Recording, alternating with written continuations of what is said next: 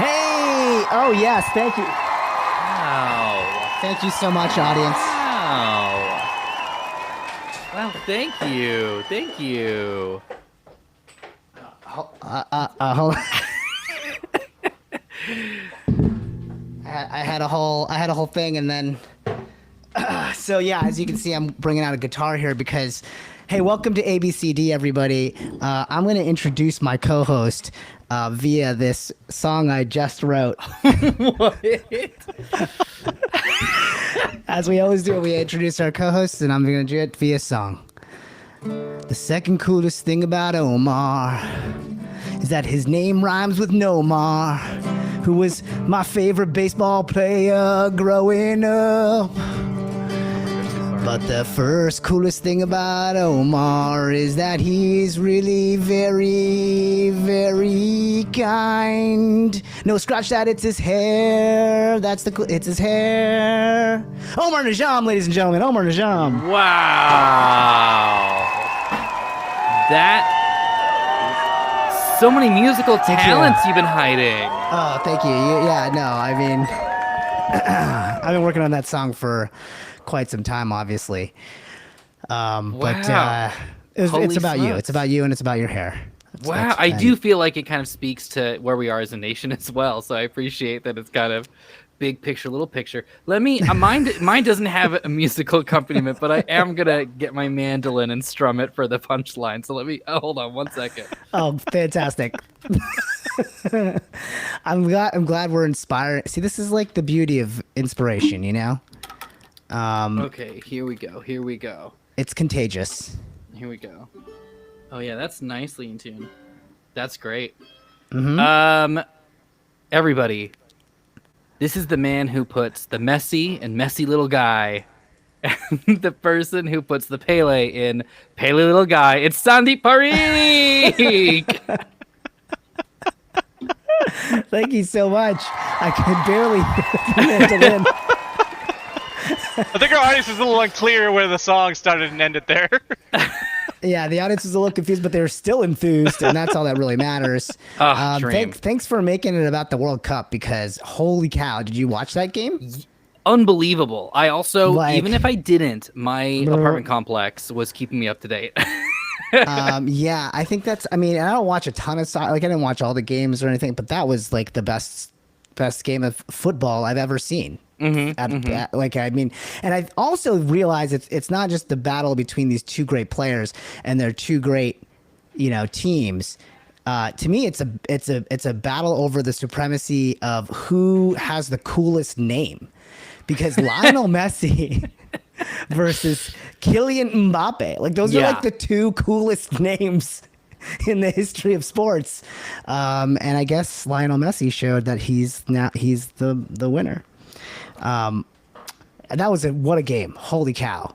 And don't worry, ABCD patrons out there. We're not going to spend this entire hour talking about sports. This is not what you're here for necessarily. But that was a huge global event. I think even non-sports fans can kind of get into the World Cup a little bit. It feels like, to me, maybe. Yeah, I feel like nerds in general understand anything that gets like a symbol behind it.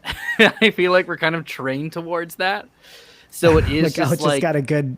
You mean just got a good graphic designed logo? I think so. What you mean? I think so. Okay. I think after Game of Thrones, I think like I was like in like where I won't necessarily reveal where I live, but I was in like the downtown section of where I live, and a bunch of people had like the Argentinian flag and stuff like that, and everyone was like, "Oh yeah, a blue, white, sun, got it." Like I understand this house. You live in downtown Argentina? I again didn't want to reveal Did I just dox you? But if we're gonna go ahead and share that, yes. I know it was tough for you. You live in Uptown France, so I really apologize for that's right. It was rough. Uptown France. Our show is ABCD, the American-born creative Desi, or Chatty Desis. It's a podcast / live stream where Omar and I talk about defying the laws of being brown and being raised by immigrant parents by embarking on our own creative paths. We are stiff arming STEM as we become artists. And, you know, sometimes we got great guests. Sometimes we got good guests. Last week we had D&D and Game Master and streamer Jasmine Buller. Couple shows before we had former Obama administration official Mushtaq Gunja. But tonight it's just us, you know, closing out the year. This is our final show of the year. And we are live. Of course we are live. Hello to our live friends. Hi. Hi, everybody in chat. Look at them. Just look at them.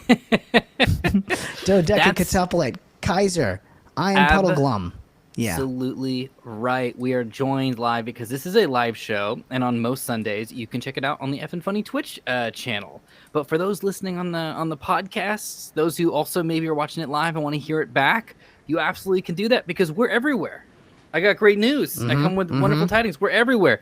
We're on, list them, Apple Podcasts. We're on Spotify. We're on Stitcher. We're on Google Podcasts. We're on Amazon Music. You can have your smart speaker just play the episodes. You can just ask politely. Yeah. Or however you speak to your smart speaker. That's not up to me to decide. I hope you speak politely because trust me, as we know where AI is going, we're not going to be in charge for very long. Hey, our show is a show in 3 acts. First, we're going to do our check-in with our chakra check-in. Then we're going to try this new segment, which is the American-born versus Desi. What does that mean? It's like there are 2 wolves within us, the American-born wolf and the Desi wolf, and they're going to battle it out. We're going to pick a different topic each week and see which one wins. We'll save one. Oh, I guess we could say what the topic is. The topic is candles versus Christmas lights. Very festive. Only one shall win. We're going to debate it out. I'm going to be defending candles, and Omar is going to be taking on Christmas lights. We're going to go head to head, and one of those is going to be erased from Earth. Is that how this? I think that's the stakes, right? Whichever one wins, the other one is just removed from the planet. It's vanquished. Yeah. It's so chat, you're going to help us decide. That's right. So chat's going to help us decide on that. And then our third act is the Punchy Punch, which is Punch is 5 in Hindi, and those are 5 topical news. Oh, we're going to do 4. So it's the I forgot we're going to do 4 this week. I got to change that. Ek do teen char. It's the charming char. The 4 topical news stories that caught our eye this week. And the only Desi Pokemon that they allowed us to introduce to the original 151. Amazing. It's got a binding and everything. Then after that ends our show. That's our show in 3 acts. That's the podcast. Then we're going to do a live stream only hangout for those, this is where we leave the podcast audience to hang out with everybody live and talk about the podcast listeners behind their back. And we're going to play a game of top 10 there. Yeah. That's the show. It's going to be absolutely perfect. Absolutely perfect. And quick reminder, everyone, DesiQuest is coming up. That's what brought us together. That's what formed this intense brotherhood. Right. And so stay tuned for updates. We've got a lot of great stuff coming, and it's very exciting, very wonderful. The big update is that we announced Ash Minnick as our producer. She's the producer of Dimension 20. She did 2 seasons of Dimension 20 and a bunch of other stuff. So that was just announced. We're excited about that. She's going to lead the way, captain the behind the scenes, our magician. So we're really excited to have her on board, and it's huge news for us. So enjoy that little end of year update for those who are lovers of of the upcoming DesiQuest, our TTRPG show. It's gonna be great. Oh, it's gonna be so good. But while we're waiting, let's check in with our chakras. Let's see how those are going. Ooh. Yeah, we're gonna do a little differently this week. We're gonna literally breathe. We're gonna take a moment. We're gonna breathe into our chakras. We're just gonna see what comes up for us, man. Okay. What are you feeling? What feels blocked? Again, we've mentioned this in previous episodes, but the idea is these are wheels of energy, and oftentimes energy goes through your body, and oftentimes a wheel can get stuck, and there's ways to sort of like work through that and massage those back into spinning. So what's kind of stuck right now for you? I'm legitimately breathing into it right now. And you viewers at home, you can breathe into your chakras too. Because I'm actually feeling really enthused about this coming year and about closing this year down. I guess what's if I'm being real, what's blocking me is that, let's see, oh man, I'm gonna go with, I'm gonna jump right to my heart chakra. Okay. Yeah, yeah, and what's blocking me is the fact that I'm probably not gonna go to a New Year's party. Mm-hmm. In fact, I've barely gone to any. Yeah, I know. I deserve that. I deserve that trombone. Our staff trombone player, ladies and gentlemen. But I can't go to really any parties anymore. I feel like the thing that I'm bummed out about the most is I have this beautiful little kid. Okay, I'm a dad, but I feel like there's like been this separation. He's a toddler now, and so because of that, I just don't get out much. And I feel like there's been this separation between me and my friendships. They've taken a hit, man, and that's been hard. It's been hard to feel disconnected from my friends, especially my friends without kids. And you just can't make time for like these fun. Like I got a bunch of invites, so I still feel cool. But I can't go to any of them. I don't think.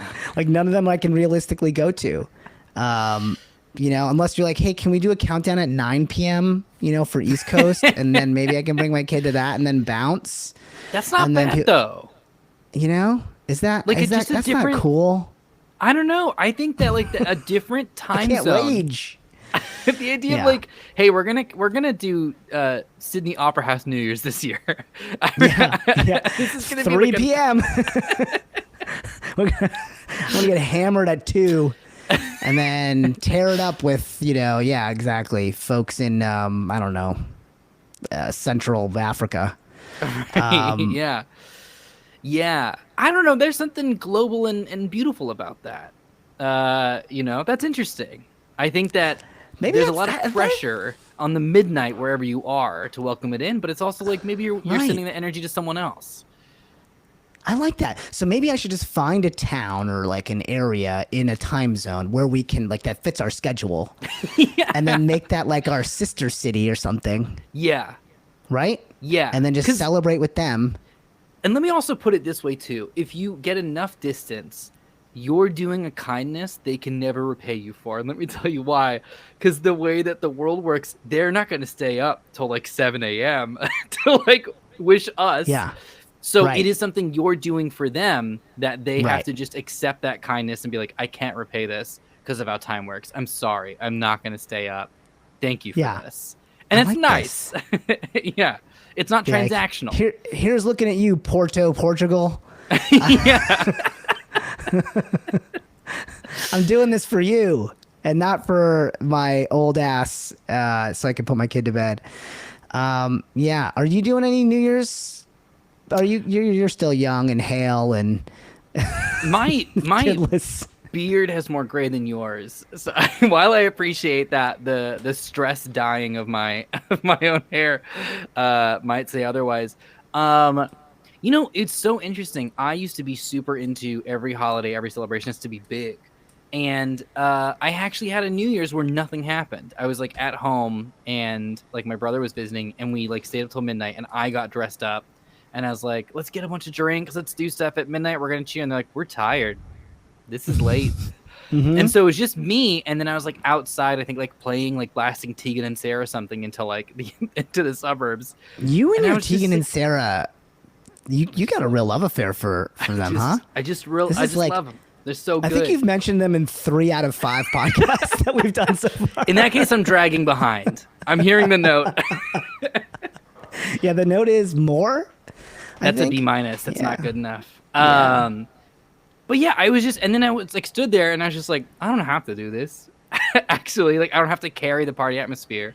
Yeah. So yeah, I say, let the immediacy of it, the midnight go and celebrate with Portugal. Okay, fair enough. Let's hit your chakra. How when you breathed into it, when you breathed into it, what did you find? Was anything kind of dunking up that wheel? Let's just pump up one a little bit. Let's go up to the throat chakra really quickly. Yeah, let's do it.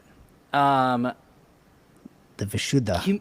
The communication is so interesting. Expressing yourself. I think a lot of times we talk about it like in terms of creativity, but let's go practically. There's been a lot of conversations I've been having recently where I'm just like, I don't know if I like, even if I'm being honest, I don't know if I'm communicating correctly. So do you like, is it more important to be honest or to be effective in communication? Does that make sense? Oh, whoa. Okay, wait a second. Hold on. So you're saying you can be effective in communication with by being a liar? Maybe not a liar. So do you have Yeah, a yeah. friend or someone in your life who just when the second they think of something, they immediately share it, and they're just like, "Oh, that shirt looks bad," and you're just like, Oh yeah, "Oh, I that gotcha. hurts actually." Yeah, like timing matters maybe in Yeah. terms of like maybe wait till someone asks like, "Hey, be honest with me, do you like this shirt?" Yeah. I'm on the fence about it. And Yeah, even no, then, I like, think, oh, it doesn't match the thing, or this isn't the vibe maybe you're going for, or how do you feel about it? I feel like I need to get better at choosing one or the other. I'm kind of trying to straddle both worlds because I have friends who are also incredibly honest. I'm like, I never get my feelings hurt because they're just like, there's no emotion behind this. And I'm like, oh, okay, these Yeah. are just facts. I guess I'm curious about where it's like where is it blocking you, because like are you more on the honesty side, or are you more on the like I'll fudge it to spare people's feelings side? I think I'm too much. Here's what I think it is. And I know this is a comedy podcast, but let's talk real quick. Let's get some real feelings out. I think I am the kind of person who fudges it and does a lot of work in my head, and then later when it comes out, it feels dishonest. Where people will be like, "Oh, you've always thought this stuff?" Or, like, Yeah. has this been going on for a while and you haven't said that you've been having a bad day the whole day?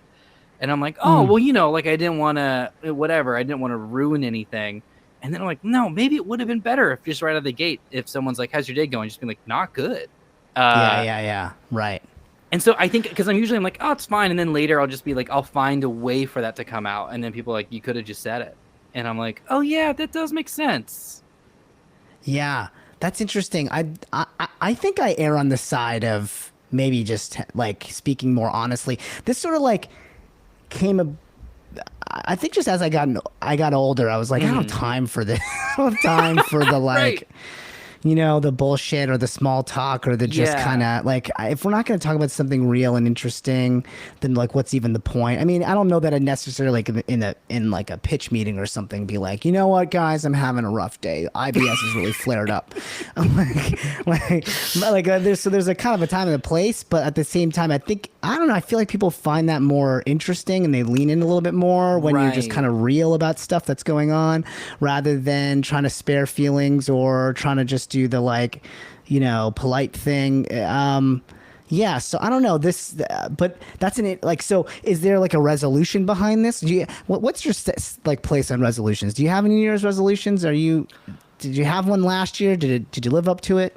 I usually have like 50,000 things I want to do in the new year, and then like January 1st, I'm like, I don't know what I'm doing.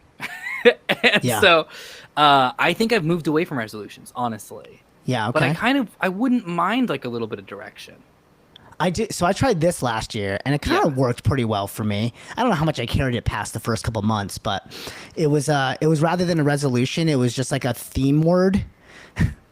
It was just like almost like a word I could use as like a mantra. So for me last year, like my theme was focus. Like I felt like I was too divergent in my, trying to spin a lot of plates kind of a thing, and so to me, I was trying to find ways to just focus, like say no to things, try to whittle down the number of plates kind of a thing.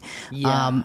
I don't know that it carried that far. I remember kind of probably ditching it. But at the beginning of the year, I did start like, okay, well, if I'm going to focus and if I have to do several things to run my, production company, then maybe I can, start employing some sort of time management tactics. Right. Like more sincerely. I did this whole thing with work zones where I tried to group my to-dos in terms of like what type of work they were for me, like whether they were like creative work, whether it was, operations for my company, whether it was, and then whether it was like business development, like future ideas kind of a stuff.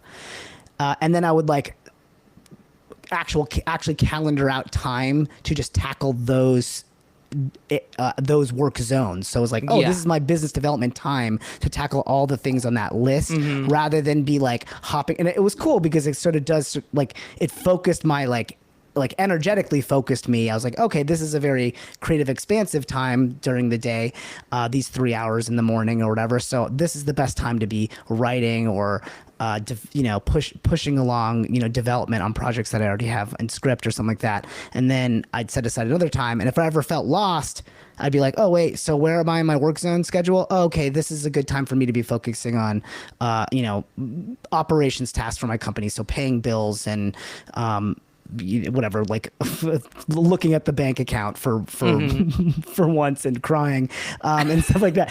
So like that was really helpful for me, having the theme word at least at the beginning of the year, because it did set me up, because I did utilize that calendar throughout the year. It was really effective. So that's Interesting. a thought. Throwing that idea out there for you if you're interested in the theme word instead of the resolution. I like that a lot. Let's round out the segment then with the third eye chakra really Let's quickly. do it. The ajna. Yeah. And okay. this starts to bleed a little bit into crown, but the idea of it was really hot in the 2000s and the aughts. That like, where are you going to be in 10 years? Imagine that. Let's manifest it. Are we still? Do you like that, or are we done with it? I think we're. I mean, at least right now we're pretty. How can you predict fucking anything right now? I mean, I certainly can't predict the industry. I'm in the film and television industry. I cannot predict where that industry is going. Yeah. I mean, I think you're kind of fooling yourself a little bit if you're predicting, where you're going to be 10 years from now. I know where I sort of hope I'll be. Yeah. But that's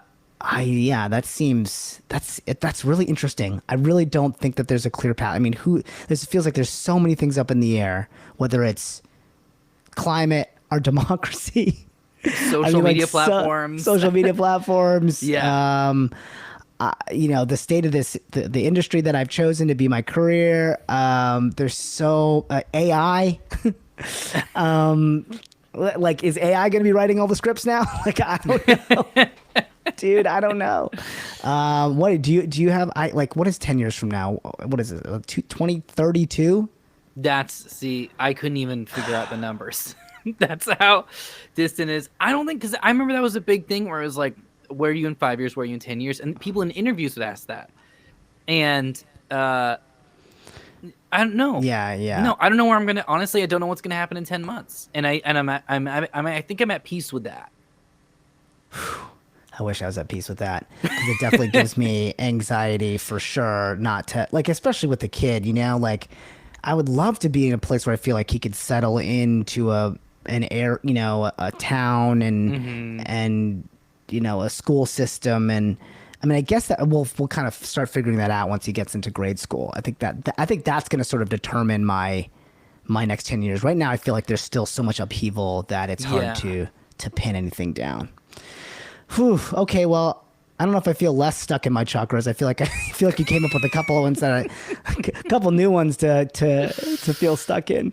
But good stuff to be thinking about for that old new year. I mean, before we leave the chakra section, just give me like your year in review, just like, Ooh. Give me your entire year. Just before we leave this one section, just give me your whole year in review in about 30 seconds. Just like energetic. How do you feel about 2022? How do you feel like it landed? What was your Spotify Wrapped? Go ahead. A lot of Guns N' Roses. Yeah. Oh, nice. Okay. And then my Spotify Wrapped. Good question. No, I would say 2022 rewarding, surprisingly rewarding. Yeah. Getting good. to be on Dimension 20, getting to do a few other shows. I think that there was a lot of stuff that I put energy into. The TV industry, I hesitate to say this on camera, that's something that's going to go on the internet, but crumbled. I don't think you're not alone in thinking that. So it also, that kind of was like a little scary, but I feel like so many other things. I did improv and then I stopped doing it because I was like, I'm going to go be a PA. The time in the evenings I'm going to spend crying, and then all the improv stuff came back and was important and so I don't know. I feel like a lot of my own personal enjoyment and entertainment that was rewarded, and I like that. Awesome. I love that. I love that. So yeah, how about you? I'm with you on that. On the personal creative side, I took this stand-up class. I think I talked about it before, and we had our showcase a couple weeks ago, I think, or no, a week ago now, and it was just like lovely. It was just it was like one of the top 5 performing nights of my life. I mean, it's the first time I've been on stage doing comedy since the pandemic, so just that in of itself was amazing, and the energy was incredible, and I really felt like that class, I stretched in ways I didn't know I had within me, kind of a thing. And so on a personal level, that really rounded out my year really, really nicely. I feel like I'm excited to launch the new year, like really diving into stand-up and more sort of artistic expression. I think there's, a lot of potential for that to, I'm not necessarily saying I'm going to be Chris Rock or anything like that, but I think it's going to help my writing. It's going to help exposure. I'm excited to share it with the community. I can't wait to be able to get the tape on that show, like cut up clips and share it on the socials and stuff like that. If depending on which socials exist and which socials allow you to share apparently from other socials. Holy shit. That was a fun one today. Twitter announcing that you can't share anything else from another social media platform. Okay, cool. But also we're not going to pay you for anything. Yeah. Okay. All right, sorry. Incredible. So yes, on a creative, personal, and then I'm super stoked about DesiQuest, and I could not be more just like a little kid, like the 10-year-old inside of me is quivering with excitement, ready to go play with everybody. So that's going to be really awesome for the new year. So good stuff. It's so good. Good stuff. Should we check in with chat real quick and then move on? Let's do it. Yeah, let's see how Before chat's doing. Start arguing with each other? Because that's the next segment, is us arguing. Yeah. Before we become combative, let's check in. Okay. What do we got here? Some people also feeling like I don't know where I'll be in an hour sometimes. Life just be happening, says Dana's Corner. Yeah, I totally agree. Yeah. In 10 years, Anand Shah, in 10 years, I hope I'm wearing Nikes. I think that's great. That's a fair goal. Who knows if Nikes will exist? I received the advice a little while ago of dream small, and I think it's really interesting of just what's a thing you can do instead of just God, I hope I'm a senator or something. I don't know. That doesn't sound that great, but a really high end. I hope I win an Oscar in 5 years or something instead of just right. I would like to get a little garden going. Yeah, do it. Yeah, do it. Make your dream come true. I'd like to eat a zucchini that I grew. That's I think that's pretty good. Yeah, I think that's possible. And then some folks talking about this is very relatable. I agree with Omar. A lot of my this is talking about celebrating when other people. So our friend Kaiser here is saying that a lot of their friends are 5 or 6 hours ahead of them. So we wish each other happy New Year's or holidays when it happens for each other. So that makes sense. If you have I got to think about where I have a bunch of friends on the other side of the planet or something, so I can celebrate with them. Yeah, I think that's a good call. All right, that's our chakras. They feel checked in. Yeah. Let's move on. So this next segment is gonna be a little new. It's American Born versus Desi. There it is. I was waiting for it. Yeah, you just saw 8 minutes drop on the clock. So here's what's gonna happen. Okay. Listen, Omar and I, both ABCDs. We got the two wolves, like I said, raging within us. The American side, the Desi side, and so we're gonna pick different topics each week, like chutney versus ketchup. Or incest. Well, this one's candles versus Christmas lights. Yeah. Candles being, Diwali is our end of year holiday Your holiday. That's it. That's the end. It's not a, I don't know, there doesn't have to be another word after that. And then Christmas lights, obviously being from Christmas. So we've drawn straws. I'm going to be defending candles. Yep. And you are doing Christmas lights, Omar. You ready? Yeah. Ready. Let's do this. Okay. You can start Right. the timer. Oh, but by the way, at the end of this, I was just going to say, chat, you're going to decide who has won. And remember, the stakes are very high. Be a race. Whoever wins, the other one just doesn't exist. Either Christmas lights exist after this or candles exist. Yeah. Not both. So this is huge. So chat, we'll drop a poll at about the 2-minute timer, I think, is when the poll will go up. So you guys can start voting then. I don't even know if I have 6 minutes of content on this. So here we go. All right. Clock's running. Let's fucking see. Who you want to start? I'll start.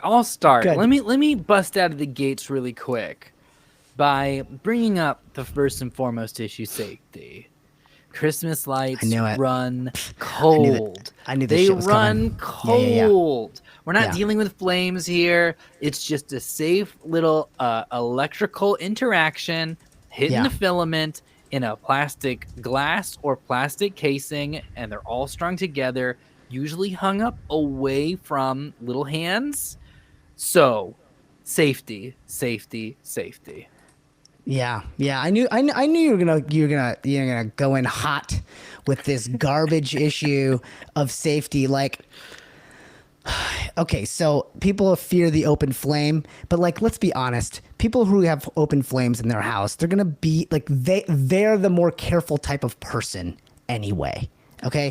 You Christmas tree light people are insane. You're jamming like 15 things into the socket just to like you don't like you have your like spaghetti mess of just power supply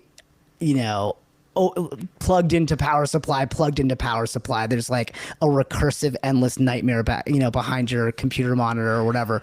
Like that's the type of person you probably are. So let's be honest, like, and I bet I was told to do this and I forgot to do this, but I bet if we Googled what starts more fires during Christmas time, I have a feeling it's probably electrical versus candles is all I'm saying. Okay, so don't even come at me with that.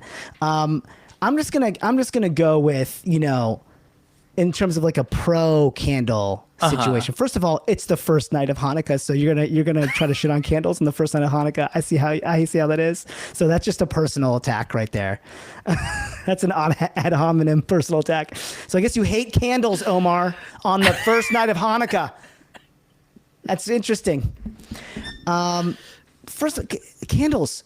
Just more intimate, right? More classy, more evocative, more mysterious. There's more, like, talk about spirit of the season, right? That's candles. Okay. And I'm gonna go so far as to say it's also more inclusive. Okay. So,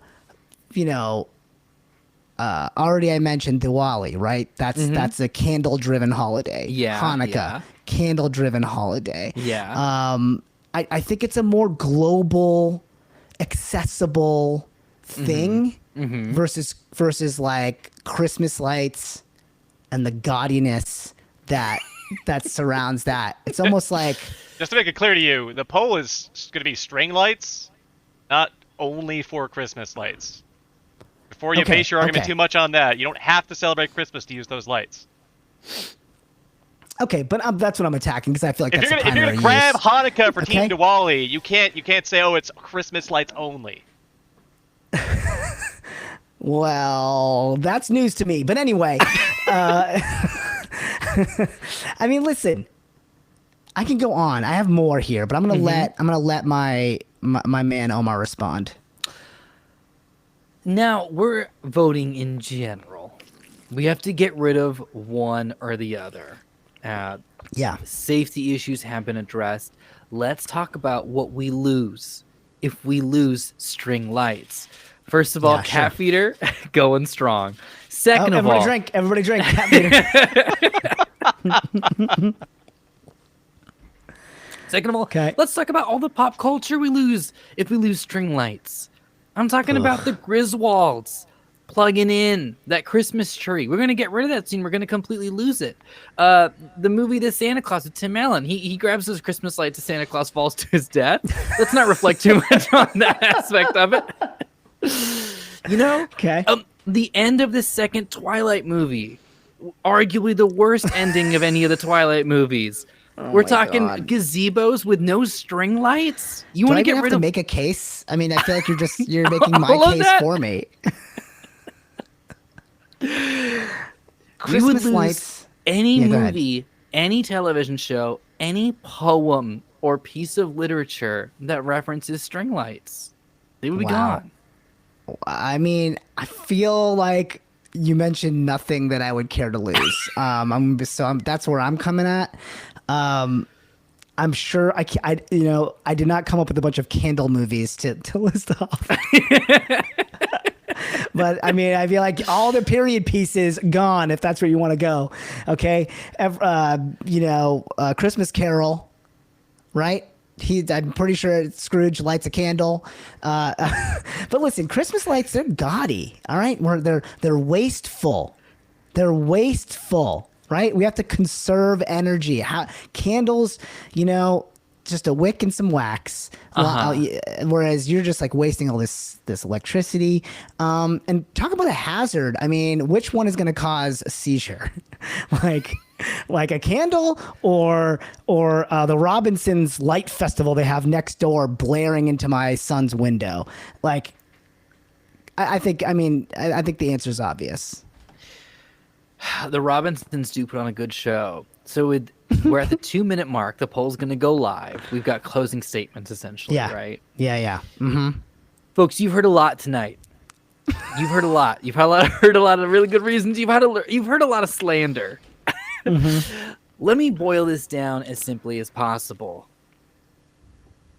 One string. That's all it takes to decorate an entire holiday. One string of lights. You can connect them to each other, Desi chain it. How many candles would you have to put around and assort?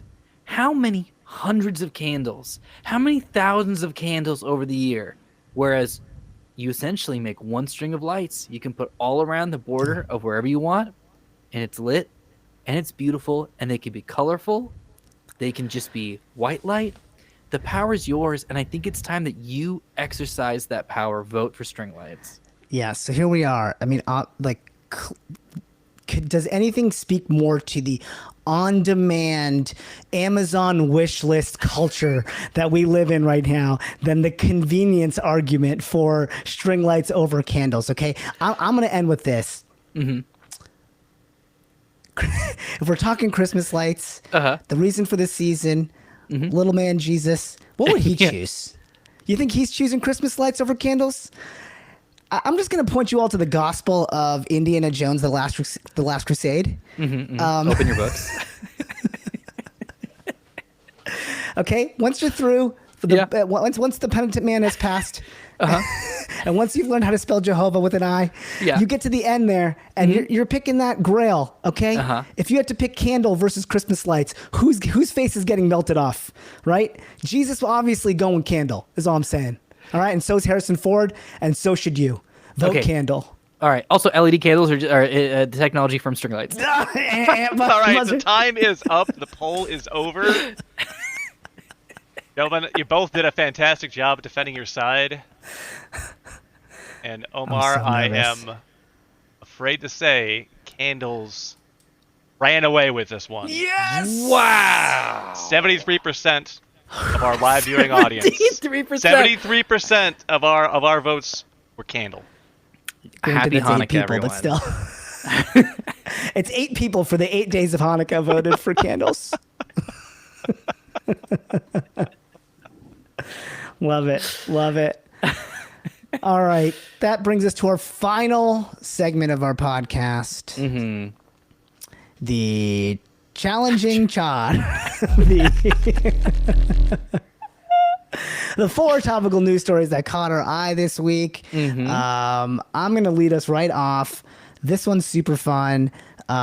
Is Santa is Santa Claus based on a psychedelic shaman? Okay. So, bear with me. So this was a video that came out from the Atlantic by Matthew Salton. He published an animated short film, and it's all about how he presents sort of a different origin story for Santa than we're used to hearing. So like most people think that Santa was like traced back to this monk named Saint Nicholas of Myra, a bearded 4th century Greek Christian with a penchant for charitable giving. That's what they thought Got it. it was all about. But there might be another story. And this is backed by Harvard professors, anthropologists, and whatever mycologists are. I have it listed here. Mushroom experts, right? Is that what they are? Yeah. I think. Oh, That is I like it. So this is the thing. The story goes as this, basically. The indigenous Sami people of Lapland, which is a wintry region in northern Finland, with dense conifer forests. Sound like, is this evoking anything already? So we're close to the North Pole here. Conifer forests so these people, the Sami people, would wait in their houses on the winter solstice to be visited by shamans. Okay. These shamans would perform healing rituals using the hallucinogenic mushroom, the Amanita muscaria. Okay. A red and white toadstool fungus that they considered holy. So holy, in fact, that the shamans dressed up like the mushrooms in red and white for their visit. So they'd be wearing red and white suits. Man, are you tripping yet? Are you tripping already? The shamans would arrive at the front doors of houses and attempt to enter. However, many families were snowed in, and the healers were forced to drop down the chimney. No. Yes, No. yes. This is real. And these healers, they would act as conduits between the spirit and human world, bringing gifts of introspection that could solve the family's problems. And so they were bringing gifts. There you go. Bringing gifts, sacks of gifts. And then upon arrival, the healers would be given food as like sort of compensation. I'm not saying cookies and milk, okay? But I'm saying they were given food in exchange for gifts, and they would leave on reindeer-drawn sleds. Okay? So, Because there they're you in go. the snow. Because they lived in because frickin' Finland. That makes sense. That's their Like, their it actually Tesla. makes sense. Yeah. Like that's their mode of operation out there. That's their best car on the road. Now Teslas are MAGA hats, so I guess I can't say that anymore. But anyway, that's their BMW, whatever. This video is super fun to watch. You got to go check it out. We'll keep it in our show notes. And it's interesting. It just presents a different idea of maybe that Santa was a shroomy shaman who wanted to get everybody tripping and connecting to the earth. And so there you have it, guys. And I feel like that's, whether that's true or not, I think this is my Santa origin story. This is the one I'm carrying this is my forward. truth now. You've convinced me, 100%. Yeah, right? This is it. This is truth for me. Omar, where are you at? Are you feeling this truth, or are you still going with old Saint Nick? Here's what's funny is I feel like we're approaching this a little bit backwards. Because it's like we have this story of Santa, and here's this ridiculous situation that kind of matches. And as you're presenting it, I'm like, no, that's the correct one. And ours is the one where it's like, yeah, like Ours is the crazy he goes one? Yeah. rooftop to rooftop because the reindeer fly. And then it's like, no, it's because the snow is tall. Like, that actually makes a lot of sense. That makes of course you come through the chimney. There's snow and you can't open the fucking door. Like, this makes more sense. You're totally right. That makes that's You're wild. right. Like that detail alone does sort of like there's never been a real good reason for the chimney. Yeah. Until now. I love that. And that's wonderful. Also, it does add a new flavor to like Santa Claus popping out a chimney and a child goes, "You're real," and Santa Claus goes, "Shh, I'm having and you, all right," and it just goes back up. Yeah, totally. I mean, listen, are you where are you on the psychedelics? If I've you never wouldn't mind dabbled. admitting. I've Oh, you've never dabbled. I've taken Yeah. I've watched over friends as they went bird watching on psychedelics, and we Oh, ran okay, into okay. a non-psychedelic bird watching group of people, definitely boomers, and it was very funny. The So interaction was you've unbelievable. witnessed so I have partaken quite a bit in psychedelics. I'm a big advocate for it. I just think it's a healing, natural way to tap into feeling connected with the with the world, and I feel like if we dosed Congress and locked them up in a chamber, we'd have a lot of really beautiful bills that would pass. Like I think a lot of good would get done in that one session. So I'm a big believer. So I love stuff like this, where it's like, and I do think that there's a lot of, obviously a lot of the more Eastern traditions or even the native traditions involve some kind of psychedelic substance, right? Right. Whether it's peyote or even in Holi in India, there's a psychedelic, people would be rubbing their face with a psychedelic substance, or woad. And we have is also drinks. psychedelic. Yeah, that. Yeah, teas and stuff like that. And I honestly think it's a shame, and I feel like it's a thing we're robbing from ourselves after having experienced it by vilifying it so much. I think we're robbing ourselves of what I think all these cultures sort of understood, which was this ability, this natural way to kind of dissolve the ego a little bit, Right. and to sort of go like, oh, I'm connected to my community, I'm connected to the earth. And it's like, if you're wondering why the earth is trying to fucking murder us right now, and why we feel so disconnected from it, I think a lot, I point to this fracture that I think that we've like sort of undertaken as a society by like literally outlawing this stuff that we pretty much all used to do ritualistically Right. at times, so that we would remain tapped in. So that to me is, whether that means Santa Claus is a hippie druggie, I don't know. I want this But- Christmas movie. I want Santa Claus Christmas Spirit Congress. Yeah. And it's honestly a one act, but we can stretch it. It's like Easy Rider. Like I think we It's a can really sketch. just stretch this one out. And they're just like, yeah, let's actually fix a lot of this stuff. And the next, I haven't seen Avatar, but I imagine it's the opposite. The beginning 30 minutes is going to be really intense, a lot of conflict. Dude. The other 2.5 hours will just be beautiful shots of people hanging out in the ocean. You don't think James Cameron was shrooming the first time he wrote Avatar? Like, I think like pretty much everything you loved as a kid, like probably people like were on shrooms when they at some point, or were influenced by whatever their trip or visualizations were. Because I mean, Mario Brothers, really? The guy eats a fucking mushroom to grow big and gain perspective. An Amanita That- muscaria designed mushroom too. Yes, The Mario mushroom yes. looks like Amanita muscaria. 100%. Yes, the Mario mushroom looks exactly like what is it? Amanita Amanita muscaria. muscaria. I'm gonna have to try some of that. Is all I'm saying. I'm gonna have to get me some Amanita muscaria. You know what I'm saying? Yeah, for sure. I mean, like Alice in Wonderland, obviously. Yeah. Obvi.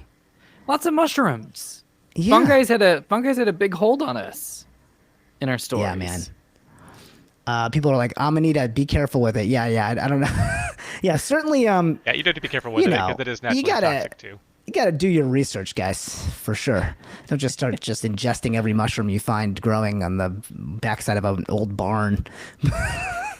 but I do think some shaman-led stuff would do the world some good.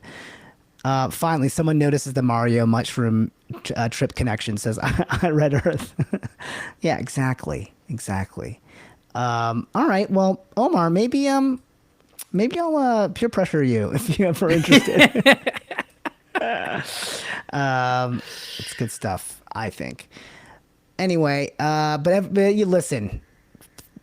chemicals and substances work on different people in different ways, you know. So you got to do what's consult your doctor, as they'd say. Just wait by the chimney on the darkest night in winter, and have a little bit of food offering ready, and your physician should drop down. Consult your shaman. Yeah. So I don't know. I'm curious what people in chat think. Do you guys think that this is the true origin story? This is the origin. I think it is. It makes a lot of sense. I'm telling you.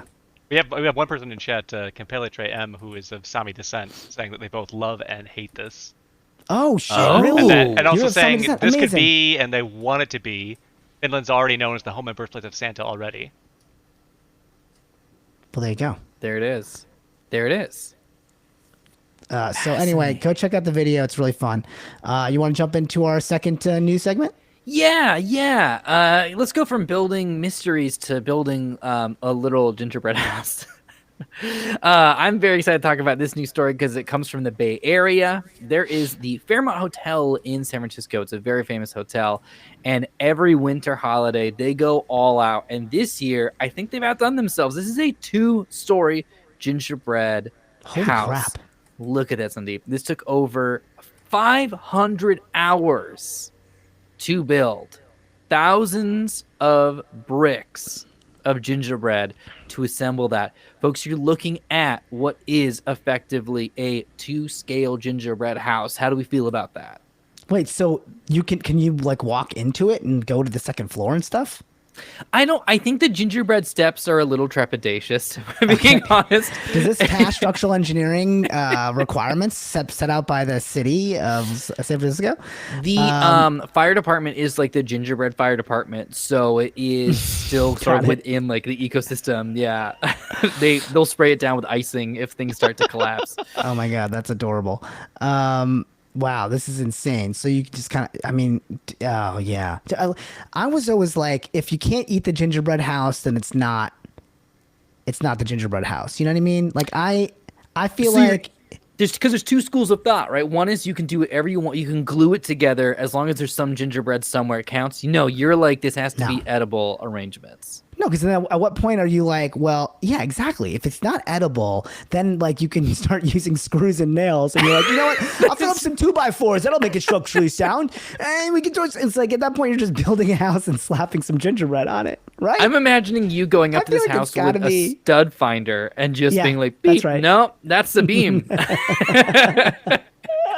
This is what I'm saying. Yeah, I will do that. Be like, wait a second, is this drywall? Sir, you can't eat that. That's drywall. Yeah. Oh, this is crazy. I'm like watching the little video where they did the time lapse version of them building it. Yeah, and just seeing what are those tools they got. There's better be cooking tools. Is all I'm saying. But I guess people are like, you can't eat that because it's been out so long or something. Like, right? Like you can't really eat gingerbread houses. Is that right? It's like, or can you? I think you. I mean, honestly, I think you can eat most things if you put your mind to it. No, but it's, we just got. I'm not talking about like being David Blaine, like eating glass. I'm not saying that.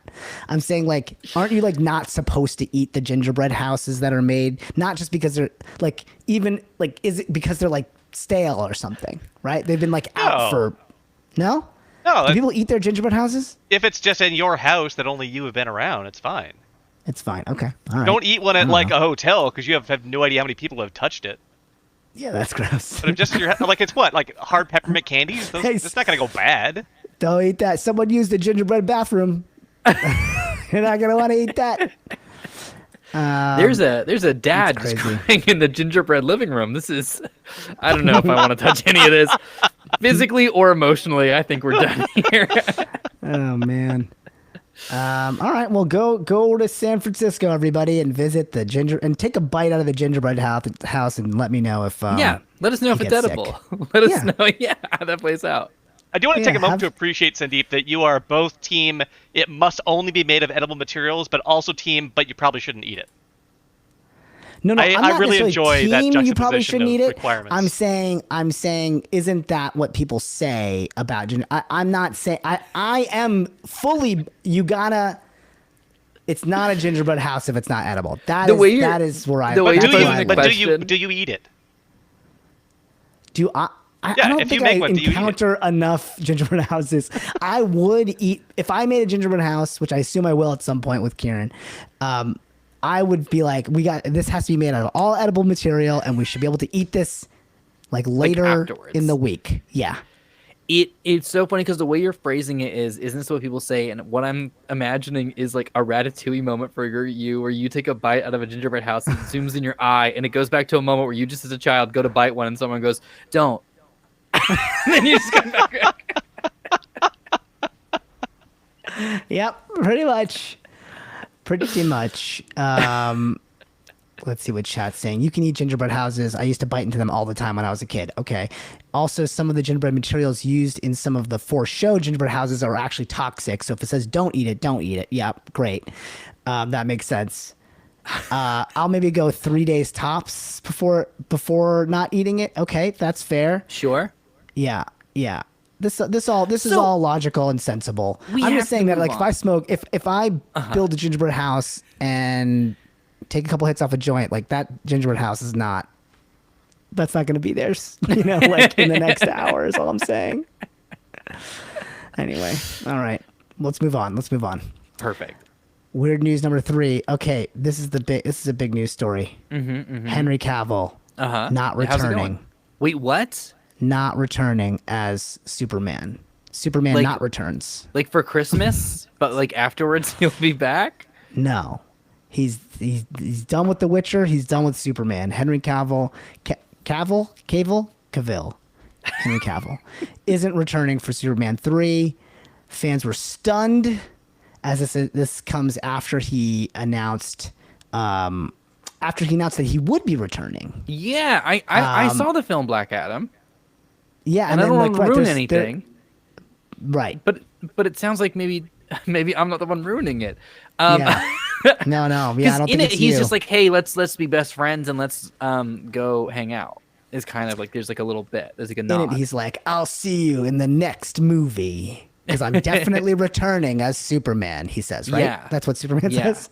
Okay, Yeah, that's what he says. Yeah, Yeah. Superman, will be in the next. As portrayed by Henry Cavill, will be Yes. returning. I look suspiciously like the actor Henry Cavill, and I will be returning the next time you and I hang out. A real okay. Ocean's 13 situation. Yeah. Yeah. Yikes on bikes. That's because we got that promise. So it's Yeah. not. Is it the new sort of like changing of the guard? They're going in a different direction. Yeah. I would assume that you would know more about this than I would. That's what I was hoping for, to be honest. But here's what I know. Okay. I know James Gunn, right? He directed Guardians. The And Suicide Squad. And Suicide Squad as well, right? And he's taking, which was great. His Suicide Squad was awesome, I thought. He's taking over for the whole DC slate, Right. He's going to be like the Kevin Feige of DC now, Yeah. and so he's going to write a new Superman movie that goes back into his early life. It's not necessarily an origin story, but it's going back into his early life. So like, it doesn't really make sense to have the same actor. Okay, I will say Cavill can play young. I say we put him in some baggy clothes, like a little Superman one-man show where like he kind of is just playing himself throughout the years, and he just like kind of moves off stage and comes back. I think we're going Gen Z Superman. I think that's what's happening here. We're gonna go Gen Z Superman. Listen. I think I don't know that the DC movies are doing all that great. I don't know that Time Warner, AOL, or whatever that company is doing all that great anymore, right? So I think they're looking for. They need to make some big moves, and so I think they're. I mean, right? Gal Gadot's out too. Isn't she out as Wonder Woman as well? 3, I believe, is also. I know Wonder Woman 3 is gone, but doesn't that mean Gal's out?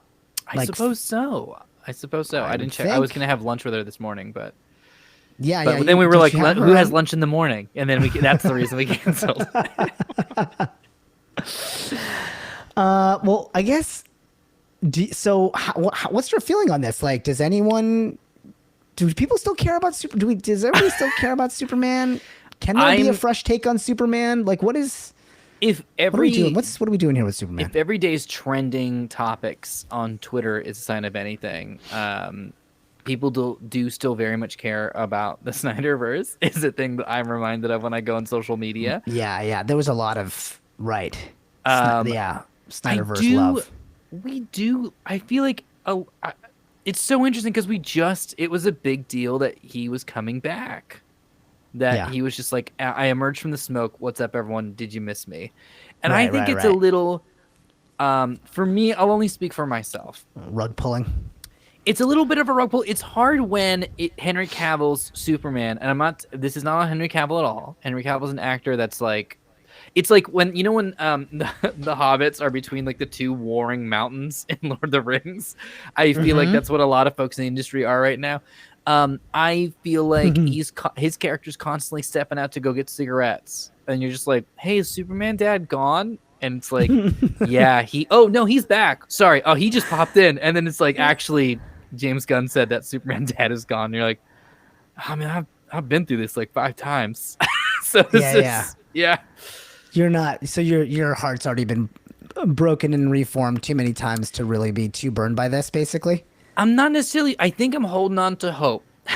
You think that Cavill might be back because it's happened before. Yeah, sure. Okay. So, wow. Yeah. Okay. So you're open. I'm gonna make a big emotional gamble, and I'm gonna say he'll be back. Wow. Okay. All right. Crazy. I think they're gonna go. I think they're gonna go all fresh, new take and a new cast and everything, and try to get new energy. Like fresh face. I think so, and just like a fresh Justice League entirely, right? Like, didn't Momoa already say he's not doing, like, isn't he playing somebody else in the DC universe? Someone asked him and he froze up in the interview. So is that what happened? They're like, "Are you playing Lobo?" And he was like, "Who are you?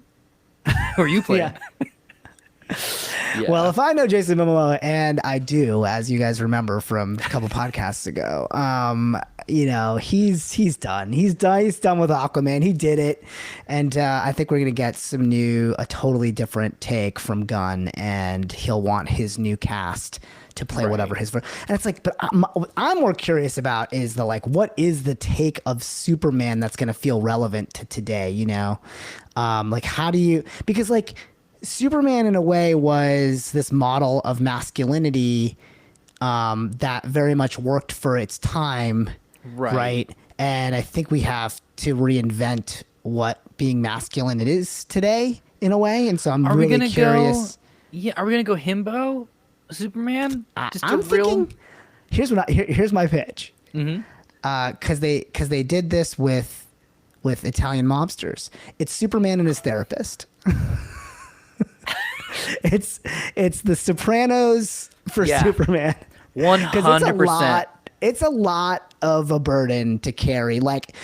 Superman. I always think about. Remember, did you ever watch Lois and Clark? Yep. That show. I don't know why we were talking about this recently, but in the first episode, he flies to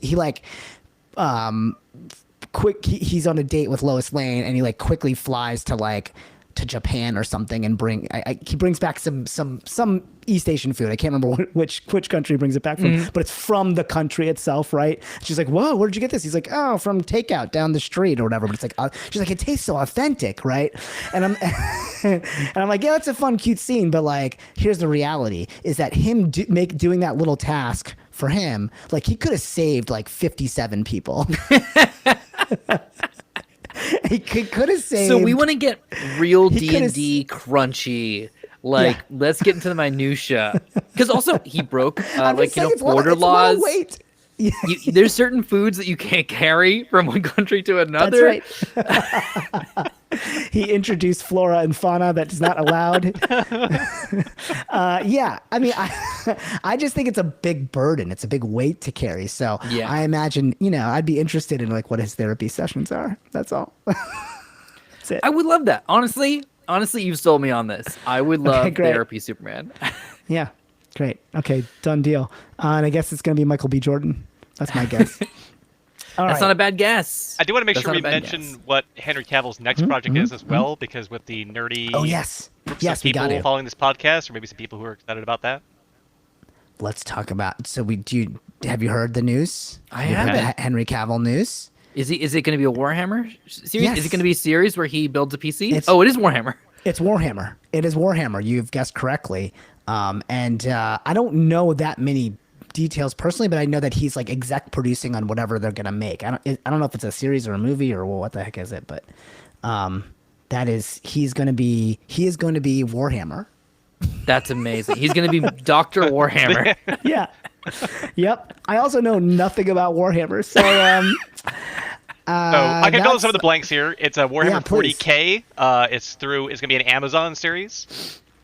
And yeah, so he is a huge Warhammer 40K nerd. He spent most of lockdown painting miniatures. Like he has that level of investment in the setting.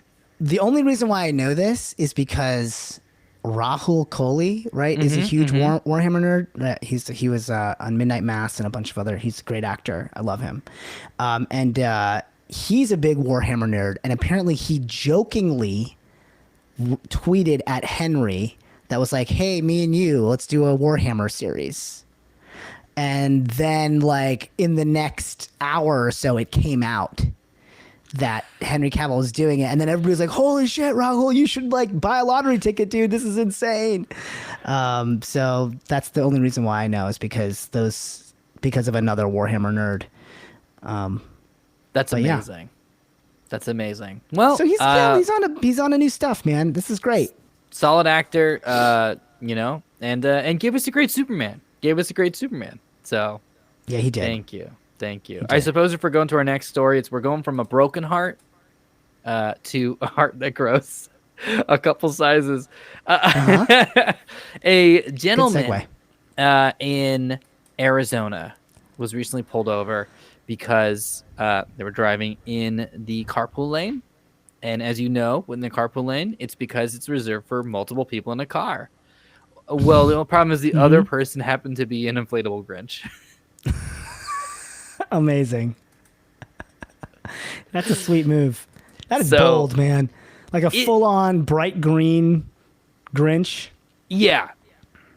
No. So not because there's been many stories of like how do you try to tackle that driving hack of I do think that having a Grinch is a big gamble. that's a big move. And so pulled over, and unfortunately it seems that this does not meet the criteria for a carpool lane. So I've legitimately done this in a carpool lane before. I had taken the carpool lane without somebody in my car. I broke the law. I hope the statute of limitations isn't too long on this because and then a cop did drive by me, and I thought I was bagged. But my move was, it's unclear if it actually worked but I like to believe it worked. But I pretended to be talking to a little kid sitting in the seat and so I was driving. I was like, well, and then you gotta make sure you keep your crayons in one place, otherwise you lose your crayons. And I was like, maybe I was a good enough act because I did not get pulled over, and I think I sold it. But that's my move. That's my go-to move. I don't have anything inflatable, but they rolled past you and they were just like, hey, that guy, no, he's speaking to Stuart Little. Just a kid. I'm like, kids are they're small. So they could presumably be sitting there, but small. I don't know, man. Anyway, this is hilarious and insane. I wonder if he got away. I wonder if, I feel like this is the type of thing where it's, you got to give the guy a warning, right? Like, did he get an actual They ticket didn't, or what? but I agree. Yeah. Yeah, this is You and I Arizona. would They're have, not but- getting a warning. Yeah, no, this person got the full extent of the law. Also, it turns out the Grinch was a wanted criminal.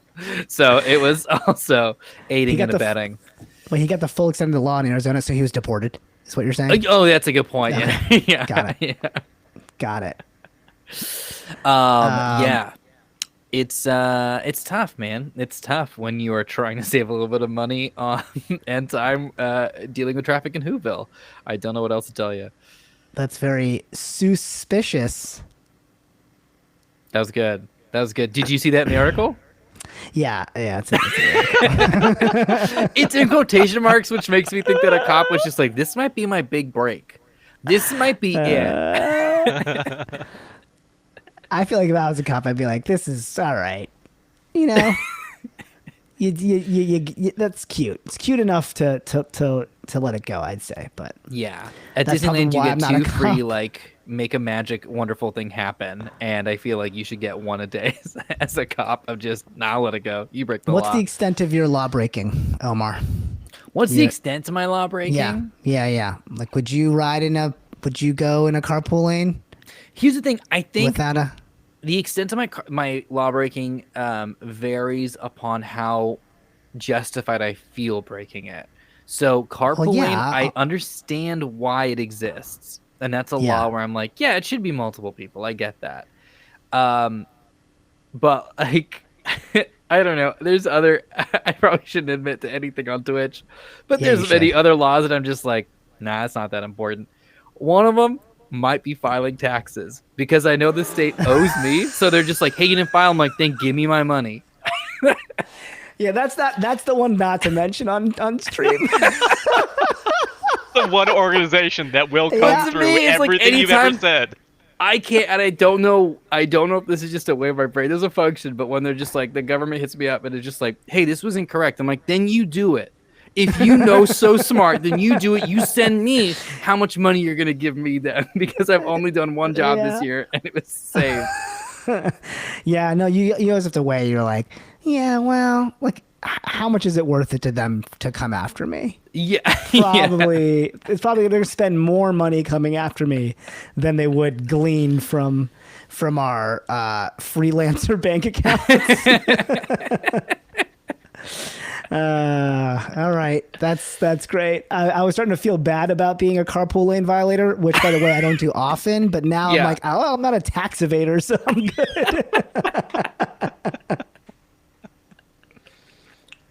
I don't do that anymore. Okay, this was in my 20s is when I was in the carpool lane. Okay, now I'm a because you don't even have to evade the carpool lane here in LA anymore. You just have to have the what do you call the little sticker thing, and you can have the little drive. sticker thing. Yeah, Yeah. or have and I have electric vehicle as well, so I can drive in the carpool lane with the little stickers on the side. So I'm good. I'm doubly good. I don't have to fake talk to Stuart Little anymore.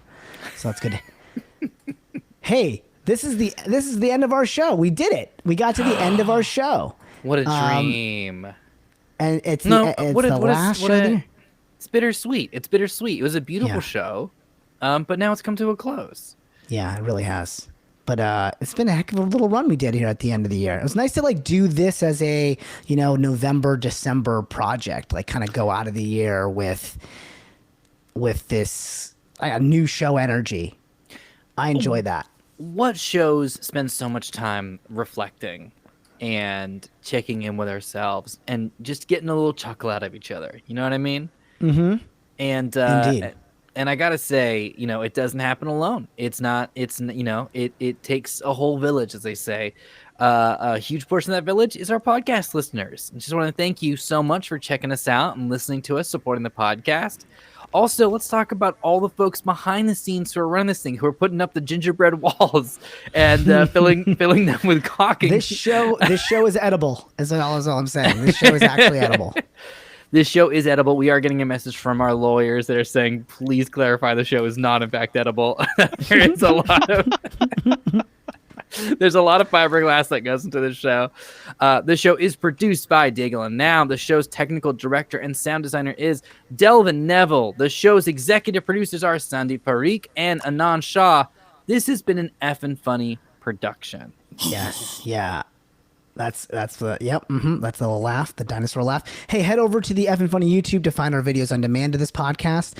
If you want to see our lovely faces and see all the layout design work that Delvin has done for us, then check out our bonus and check out our bonus additional games for the show. That's the spot to do it. Our YouTube, and then we actually have a sponsor. I realize we've had a sponsor all along, and I have not been shouting them out. So this week, starting this week, and from now on, I'm going to be shouting out our sponsor, which is you guys. We have a Patreon that's been running for this year, and a lot of like the graphics and stuff that we made and all that is because of our Patreon. So I'm going to sing a little ditty Oh, there we go.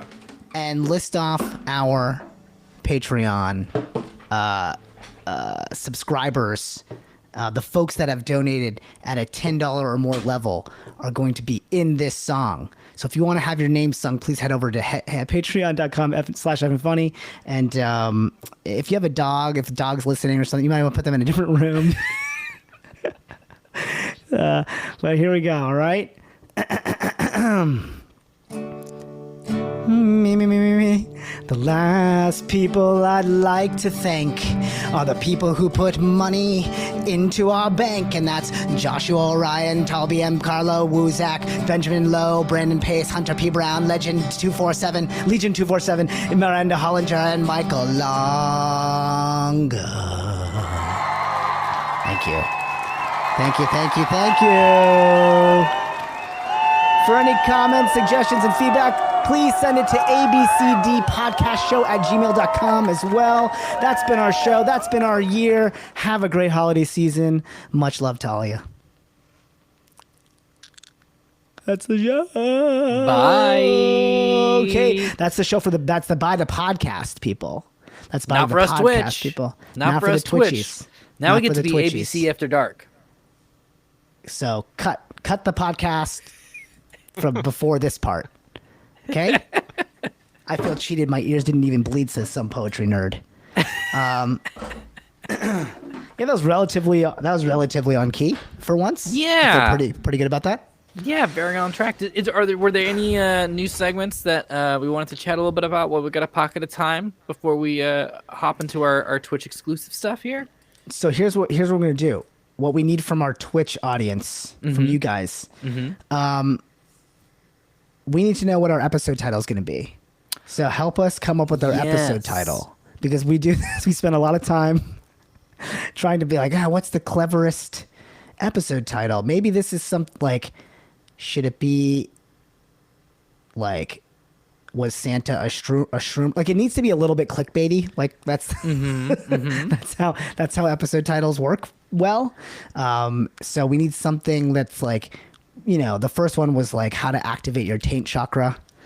And that one did pretty well for us. Second one was how many South Asians do you think were elected to Congress? That one didn't do as well, but whatever. And so Santa on shrooms? Question mark! Exclamation point! Question mark! Is Santa on shrooms? Maybe, or there's a Grinch in this car. There's. Will this drug addict sneak into your house this year? Good. Go with just like fear-based. Yeah, complete fear. Just go the full Fox News approach. Like 100%. Like basically an ADT commercial.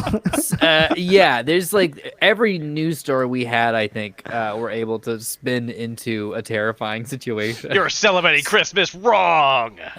Someone is trying to eat your house. Some good stuff in here from Dodecatuplet. Santa, Shrooms, and Tax Evasion with Sandeep and Omar. That's pretty good. Shroomin' with Santa in the carpool lane from Some Poetry Nerd. That's good. Is Henry Cavill will Henry Cavill be back? That will get some traffic. Is Henry Cavill Santa? No, sorry. It says, is Henry Cavill be back to play Santa on mushrooms? So just a mashup, basically like a mashup of Cavill and Santa. Yeah, is Henry Cavill's next role Santa Claus? A shrooming Santa Claus? We didn't really talk about that, but let's see. It's not real clickbait if it's not completely irrelevant to the episode. Right. Oh, that's true. I guess like if you actually feel satisfied with the answers to the clickbait's question, then it wasn't clickbait. That's just a headline. Good point. Shit. Yeah. You'll never guess what Henry Cavill said. That's it. That's all we leave it at. You'll never guess. You'll never guess. You'll never guess the name of this episode. Like you'll never guess who's playing who's playing Superman next. Santa. All right. Well, keep throwing some ideas at us. Maybe something pops out, and we'll take. I do kind of like the that list one. Sorry, what was it? It was like Santa, List it. Shrooms, and tax evasion. Yeah, the one that That's kinda- put it forward. That's pretty funny. That's That's good. pretty. Santa on Shrooms. The answer may surprise you. Number 7 may surprise you. Linguistics professors hate him. Yeah. This is your holiday on drugs. I love it. Ooh, holidays on drugs. Holidays on drugs. That's not bad. Okay, all right. We'll keep keep these mulling those over. in mind. But I like Yeah. it. Should we? What else do we do in this segment? Just kind of check in with chat in general, see how everything's going, what everyone liked, what everyone dug. Did everyone like the this versus this segment? How that play? The You had a American good time with versus it? Desi. Yeah, was that fun? Seeing us fake argue with each other. I feel like I was really proud of the Indiana Jones reference in mine. That was very good. That was, I was very like, ooh, good. I know how I'm gonna close. Jesus himself wouldn't want. Here's the He's a thing. Imagine Jesus is a carpenter. He's not gonna want your shitty Joy to the World lights. So, but like, in the context though, I didn't want to chew up a lot of time with this because it's right at the Yeah. end. But I do want to walk through really quickly the scenario you presented in this Twitch exclusive. So it's not Indiana please. Jones, it's Jesus himself. And Jesus is kind of just like going through these trials and being like, yeah, I know how to spell No. this. See, This isn't a challenge. it's a And then little- Jesus gets to the night, and then the night is like, which of the I've been here since. Okay. I've You know, been I'm here gonna, since I'm the gonna Crusades. yes and. Yeah, I'm gonna yes and Which- this because it's fun. Because like, I mean, first of all, Jesus would have to test his own trap that he built or whatever. Like, someone's got to do a test run of this thing, right? Someone's got to be like, oh, hey, actually, the eye collapses if you step on it for Jehovah. So hey, guys, we got to fix the pillar underneath but the eye. Hold on, Like, hold on, wait, but the first one is Jesus goes, all right, this room, like spinning razors, and then just does like flips through them and goes like, yeah. Good one, boys. Yeah, check. real good build. He's like, I got a couple notes. We need a third razor coming in from this side. I think this one could be a little bit faster, honestly. Okay, can we get? Yeah, exactly. I feel like Jesus ran it and had a few notes, and it got better. You know, so there's no. And so reason the that last Jesus one. can run it. Okay, so then in this scenario, then in the last one, Jesus is like, hey, so I need you to just hang out in this room. If anyone comes in, it's this cup. Don't look at it. Like they'll look at your eyes. It's an old trick. Yeah, they'll look for at your sure. eyes to see which one you look at. I need you to not look at it. Yeah. And if anyone gets this cup, which I'd be surprised if they did, but if anyone gets this cup, afterwards, this whole thing, it's gonna come down. Don't leave. I want you to give just a real quick like. Yeah. Just a little wave. Just a quick little text me when you get home, so I know you got there safe. Yeah. I mean, I think that all tracks for me. I was more saying that like because he's a carpenter. Yeah. And it's the like the most humble one was his, right? Like he would never choose. So you were saying candles Christmas would be his lasers. choice because it's the worst option. Because they're more humble. No, not because the worst option, because they're more humble and intimate. Fuck you, Delvin. Should Santa take the blue pill or the red pill? Anyway, are we currently headcanoning Jesus as an escape room tester? Or have I missed the last one? I mean, it kind of was an escape room, the end of The Last Crusade. It totally was. Oh, man. All The right, idea good of stuff. Jesus doing any other escape room of showing up and they're like, welcome to a cyberpunk escape room. And Jesus just sighing and be like, all right, let's go. Yeah. Let's do this. This light pattern didn't work, by the way. Oh, sorry about that, man. It's okay. I'll come back in a month. Let me know when this is ready. Oh, shit. I love it. I'm going to do... Jesus, have you done the Jumanji room yet? It's really good. So, Jesus, there's the ghost of someone in a theater. You have to solve these Shakespearean-led, like, I can't. All right. That should be the test of the second coming. Can they crush this escape room? All right.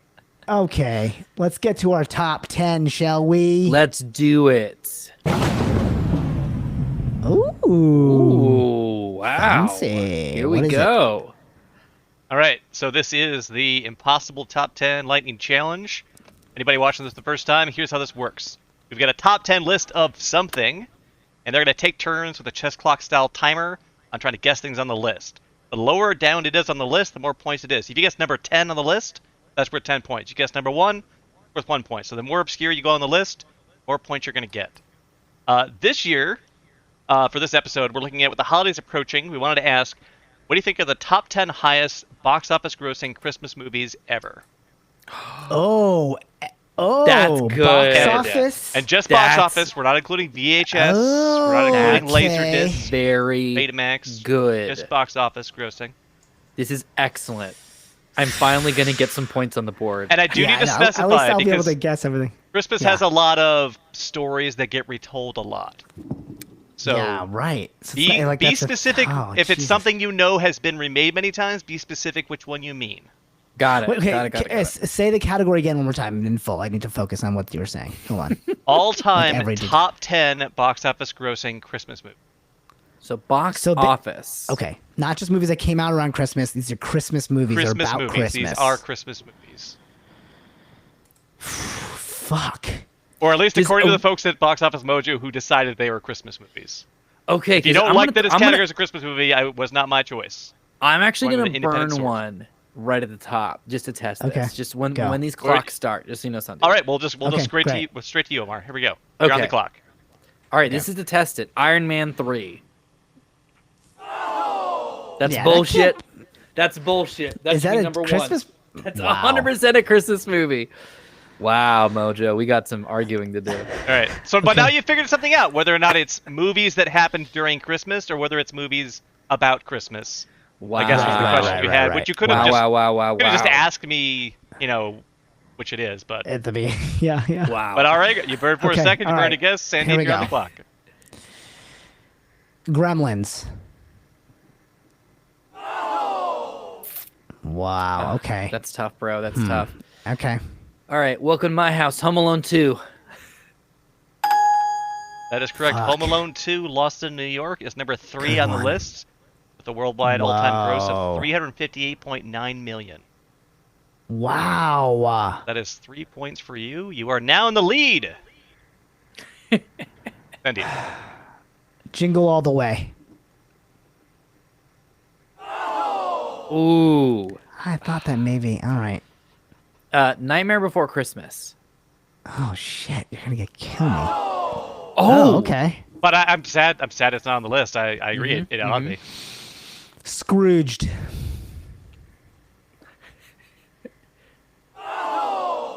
Damn it! I'm going for number 10. All right. I'm gonna say Polar Express. Oh fuck! That's a good one. That is That's an a good excellent one. choice. That is number 6 on our list. That's a really good one. Nicely done. Polar Express, 315.2 million, Holy smokes! the 2004 film. And deep. Fuck.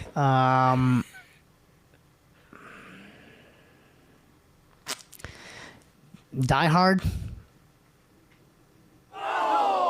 What? So they're not counting that as a Christmas movie? That's bullshit. Because that's got to be highly gross, I'd think. Do you guys want the answer to that question, or do you want to live in Yeah, mystery? How much money it made? Yeah. I kind of Yeah, know. I'm curious. Or like, All right, yeah, so if it's. I want to address that one because when I got the list, I was like, wait a minute. So I actually looked up Die Hard, and Die Hard would not have made the list whether you categorize it as Christmas or not. Oh, Number okay. 10 All beats right. out Die Hard. Because Whoa. again, we're just box office gross. Yeah. All the cash you earn by showing it on TV, airing every year, that's not No, part I of this. know, but I That's figured box Die Hard was office. a big giant box office movie. That's like back when that was like box office peak. All right. Omar. Fuck. I don't Home know. Alone 1. Yeah, that's gonna be like Yeah, two. low 1 hanging point or fruit two. because 2 was on the list, but yeah, Home Alone, Yeah. number 2 on the list. I should have just taken that. Fuck. All right, Sandeep. I don't know. Love Actually. Ugh. Excellent That's a big choice. one. Love Actually, number 7 on the list. Okay. For I'm in the game, competitive. baby. Yep, it's a close gap. All right, Omar, you're on the clock. Elf. Fuck. That's number 1, isn't it? That's number 1. Even better for Omar, that's number 8 by gross. It's number 8. Number 8 by gross, yes, with 225 million. Oh shit. Yeah, that's a high value one. One of my favorites from the list. Number 8. All right, Sandeep, you're on the clock. Got 1, 4, 5, 9, and 10 left, so you're still totally in this. Yeah. I wonder what the number 1 is. I thought it was gonna be Elf, to be honest. Christmas Avatar. What the I don't know. We can actually hear crickets from one of your mic right now, and I love it. You can actually hear actual crickets? I can actually hear That's amazing. crickets coming through on somebody's mic right now. It's fantastic. I need to think of any Christmas movie that came out in theaters. Big Christmassy fucking movie. Krampus. Afraid not, but that was a fine guess, Omar. Oh, that's very good. Home Alone 3. Oh, fuck. Oh, Home Alone that's 3 unfortunate. did not make the list. No, I'm Diminishing sorry, Home Alone returns. 3. Sandeep. Yikes. I don't know.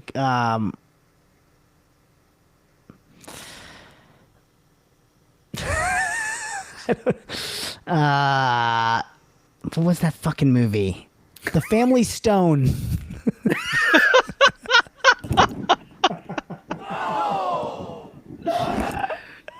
I love it. Afraid I not. love that we're. Oh, I love that we're diving into the damn real life category.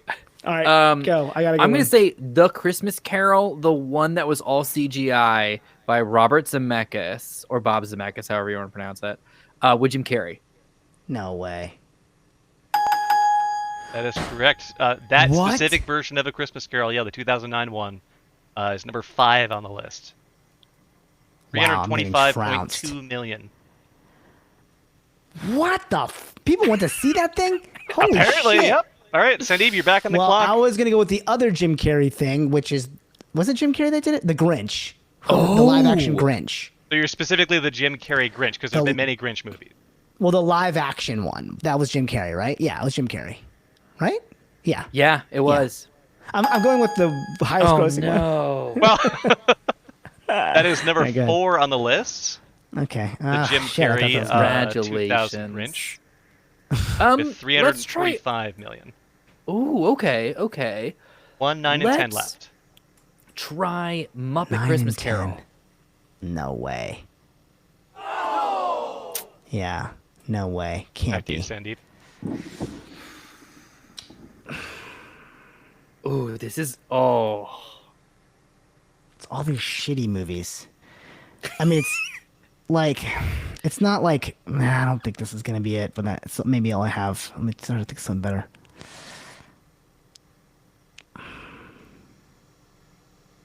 I can't think of any. Well, was there a sequel to Grinch?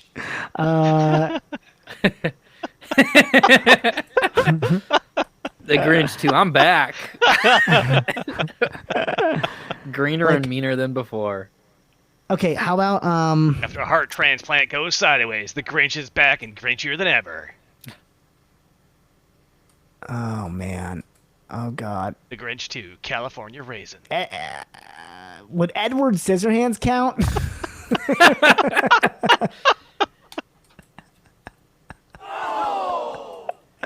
Okay, guess Right. not. Omar.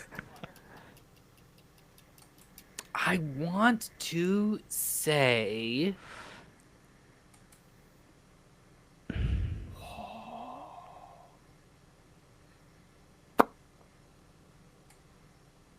And by the way, chat, we're not ignoring you. We just can't look at you.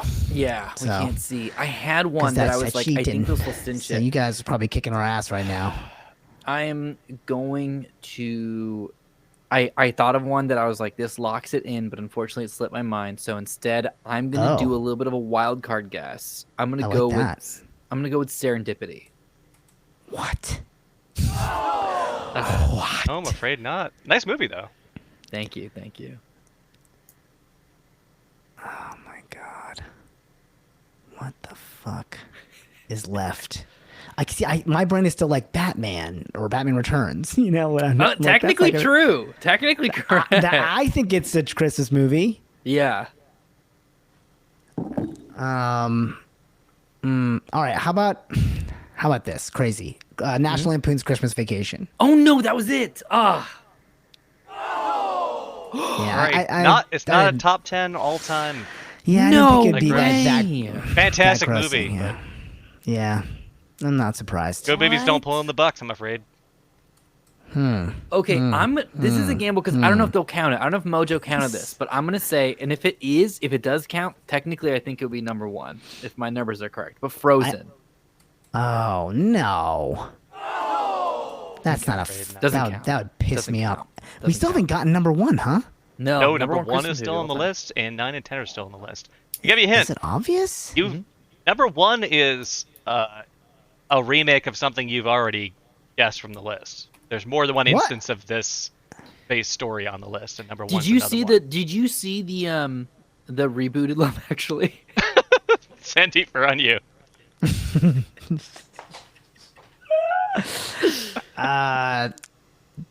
Some other Christmas Carol. Omar. Do you know what it is? I don't know. I still don't know what it is. I'm rocking through the ones that we've talked about because I've got a little bit of time here. animated? It's not the Griswolds. It's not one of the Christmas carols. That's interesting. To my we did Home Alone 1, Home Alone 2, Home Alone 3. Home Alone 4 was not a wide release. That was on Disney Plus, or a theatrical release, I should say. I got one. You got it? I got one. I don't know where it is, but I think I got one. Yeah. Okay. Okay. Just I'll throw it over to you then. So I'm gonna say, just to burn one. Did you say you said Jingle All the Way or whatever? What was that one? Jingle All the Way. What was that one with Danny DeVito where they fought over the houses? I can't remember that one. I don't think it's on there, but I know that one too. Okay, so I'm just gonna say the Muppets John Denver Christmas Special. The Santa Claus, the Tim Allen movie. No. That is our number 10 on the list, the Santa Claus. I'm in the game, motherfucker. That's number 10, so it can't be the Number 10, the Santa Claus 2 then. 190.5 million is the cutoff there, number 10. Which answers some of your earlier Die Hard gross. Nope. Yeah. All right. Yeah. Wow. Die Hard did not make the. That was 141 million. Wow. So whether you what was think that it is or number again? not, 141 million for Die Hard 141. worldwide all time Wow, versus that's 190 for the fucking Santa wild. Claus. Similar thing for Nightmare Before Christmas, 91 million worldwide for Nightmare Before Christmas in theaters. So great like cult movie. Didn't pull in the bucks that Tim Allen Right. being Santa pulls in. No, it's like that's why like A Christmas Story is not going to be on there. Or Yeah. whatever, So you know what I mean? it wasn't them saying like, oh, this isn't a Christmas movie. It was just, sorry, I didn't make enough money. Right. Yep. Right. Omar, it's back to you. It's a tight race now. It's basically down to who can guess number 9. Santa Claus 2: The Attack of Jack Frost, or whatever that second part is. I love that you figure that one grossed more than the Santa Claus. I think I know what it is. Like, what about? I doubt it, but Bad Santa. Okay. Omar, where are you? I'm guessing Guardians. Not of the Galaxy. The Guardians No. of Gahul. No. Guardians of. Sorry, that was the owl one. The Rise of the Guardians. What? I don't even know what this is. Okay. Okay. Andy.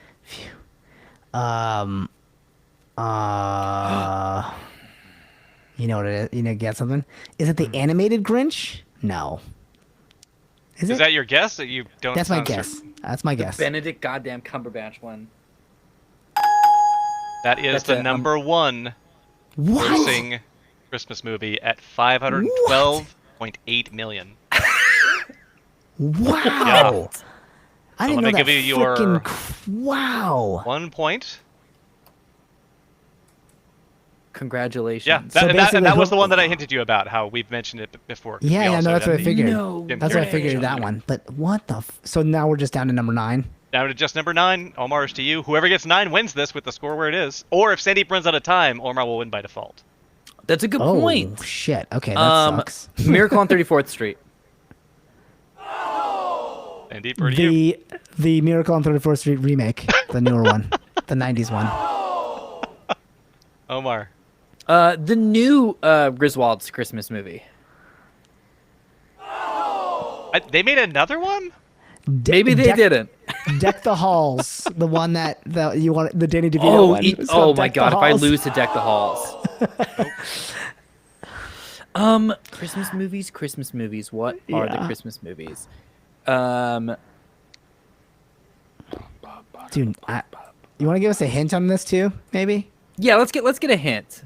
All right, sure. Let me pause it to say Okay. I had to Google what this was because I have never heard of this movie. They'll say. I would maybe describe this as a rom-com Christmas movie. Rom-com? Rom-com. Rom-com? I mean, there are like bros in it too, so maybe you could call it a rom-com, but no, just romantic comedy. Just You a said reminder. it is. So it is a thing- rom-com. Yes. Okay, and it wasn't the Family Stone. All right, so Omar, we're still on you. Okay. I'm gonna guess rom-com names. That's how I'm approaching this. So I'll Be Home for Christmas. I think was Christmas with the Cranks a rom-com. Is that your guess, or is that a question? That's my guess. It's my guess. I'm guessing. Meet the Parents. We're never gonna fucking guess this. I don't know. I just don't want to lose on time. Bad Santa 2. Somehow did better than the first one. I'm gonna start piling in more hints here. This may or may not help you because, like me, maybe you just don't know about this movie. Yeah. Stars in this movie: Kate Winslet, Cameron Diaz, Jude Law. Oh, are you kidding me? Start my timer. It's The Holiday. That is correct. Okay. The Holiday, number 9. Jack Black. Thank No you idea. very much. Plays a composer. Hey, Omar, you won one. Yes. All right. This is Omar's first win. Yeah. I'm So really next happy week, about this. Omar, you are the host. Sandeep is your co-host. That's right. You're the host Oh, next week, buddy. Fantastic. I get to take a week Ooh, off. good Well, not game. next week. I guess next year. Next year. Good game, dude. Wow. I did not know that movie, The Holiday. What the fuck was that? Did Chat know? What was Chat saying the whole time? Yeah, let's Most count. of Chat's guests were also off. They had a few good ones in there, but we had like Christmas Story was not in there. We had the argument whether or not Die Hard and Nightmare Before Christmas is a Christmas movie, which personally I agree. Both are Christmas movies. They just didn't bring in the bucks. That's why they didn't make Iron the list. Man 3 is a Christmas movie. Like in it, he says like it's Christmas, blow up all the suits, and that's not a spoiler. It just happens. Then the next movie, Age of Ultron, the suits are back. Don't worry. But it is a Christmas movie. Like it's definitively a Christmas movie. I don't think I've seen Iron Man 3. I think I just kind of bailed on. But Russell C. Holiday was a fun movie. Maybe I'll check it out. It sounds like something fun to watch with Hannah, honestly. Oh, it's very good. It's very Yeah? good. Jack Black Okay. plays a composer. Oh, amazing. Yeah, dude. I'm going to watch that. Yeah. I love that. Okay, great. We're looking for cozy stuff. We're ripping through Stranger Things season 4. Holy fuck, that's a good season so far. Only halfway through. Oh, it's so good. Buckle in. It only gets better. I just love the energy of this season. It's so good. I know I'm super late to the game, but man, it's like, to me, this is the perfect time to be watching something like Stranger Things. I love like that type of show during this, you know what I mean? This like cozy season. Yep. That's the time I want to lean into stuff. Bundle like up this and anyway. binge. But yeah, I'll do The Holiday. That sounds, The Holiday or just Holiday? The Holiday. The Holiday. The Holiday. Okay. Yeah, Frigid Souls, Guest Christmas Story, Home Alone went downhill after 2. Yes, absolutely. You don't say. Yeah. The Santa Claus. Oh, yeah, that was someone guessed. Quintuplet guessed that. Because that's the thing about this cat. This is a really good category from Diego, by the way. Because like the tricky thing about this category, right, is like you're thinking like, what do you call? You know, the ones that you watch season, year after year are not the box office winners too. You know what I mean? Like that's the. Yeah, again, that's the why like challenge. the VHS or like Oh, It's a Wonderful Life is not going to be on there. Like yeah, the ones that catching you money watch from like every. replaying on TV every year. That's Yeah. not part of this. Hey everyone, I want to sincerely apologize. I've done another film goof here. This is another Jason Momoa. The Santa Claus that I was referencing is actually the Santa Claus 3, the Escape Clause. So I just want to go ahead and just address that. I'm sorry. Wait, what is the escape clause? The Escape Clause, I think, is that like if you don't get a wife married, then is it the one? Wait, does he? When does he meet? With Jason Momoa? No, Wait, no. Santa Claus 3 is called the escape clause. Is that what you're saying? Yes. And Jason Momoa is in it? No, he's not. I'm just pulling a Jason Momoa, unfortunately. Got it. Oh, I gotcha. Okay. At this point, Santa Claus is married. Santa Claus 2, which is just called the Santa Claus 2, is where they're like, hey, there's finer print on the fine print. You have to get married. Okay. And a little bit of, I'm gonna throw this shade, the social commentary on here. At the end of the Santa Claus 2, I believe that Mrs. Claus is like the Mrs. Claus we see in like Nestle commercials and stuff. Jolly, larger than life. And then Santa Claus 3, they're like, anyway, lose the wig, lose all of that, get right back down to how we casted this actor. We don't want the Mrs. Claus look. And I'm just like, don't know about that. Don't know about that. But Martin Short's in it. In the third one? Yeah. Oh, yeah. I The see it now. Escape Clause? He's playing Jack Frost. Yeah. Oh boy. And then there's also the Santa Clauses, the miniseries from this year.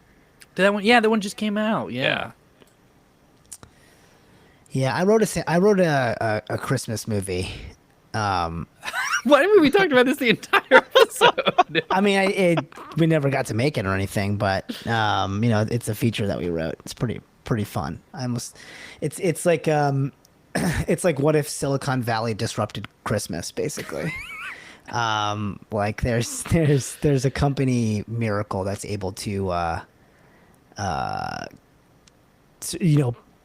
ship gifts worldwide instantaneously from their like rain drones, and there's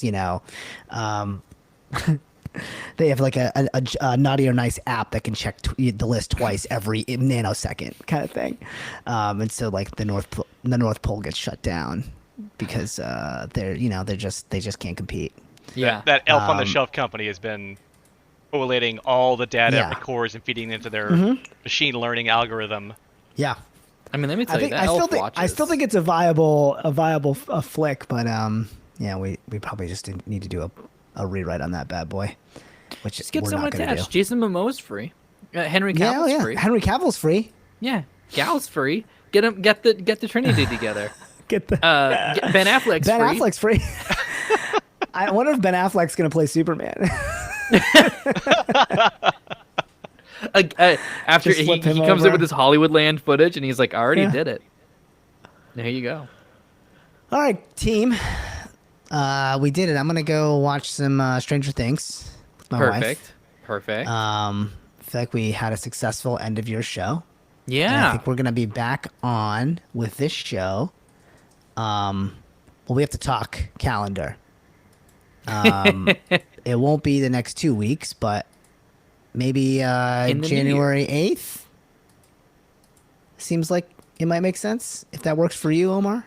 If I open my calendar, it'll crash my computer, so I'm gonna say yes. Okay, great. I think January 8th will be our next show. Have a great... I might be back in streaming sometime over break. I just don't know when. I've got to figure it out with the family, but I will definitely pop on. There was talk. My wife actually said this, and she never wants to come on stream, but she was like, do you think like your stream would like it if we just like popped on and played Christmas carols?